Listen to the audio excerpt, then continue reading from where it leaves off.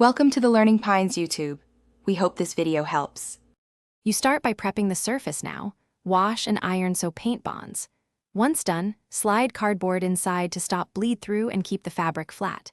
Shake each bottle vigorously for 10 to 20 seconds, then squeeze a small dot onto scrap to check flow.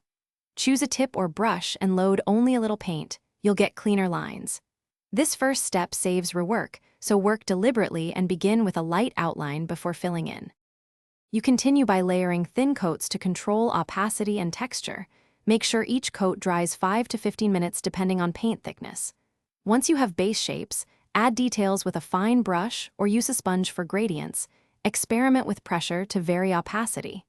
Mix shades on a palette rather than in the bottle for predictable color. As you work, step back and inspect. This helps you see balance and catch mistakes early. You finish by letting the painted piece cure per the paint instructions. Typically air dry, then heat set with an iron or dryer to permanently bond the pigment. Make sure to cover the design with a cloth when ironing. This protects both fabric and paint. After curing, wash inside out on a gentle cycle to preserve colors. If you see cracking or rubbing off, don't panic.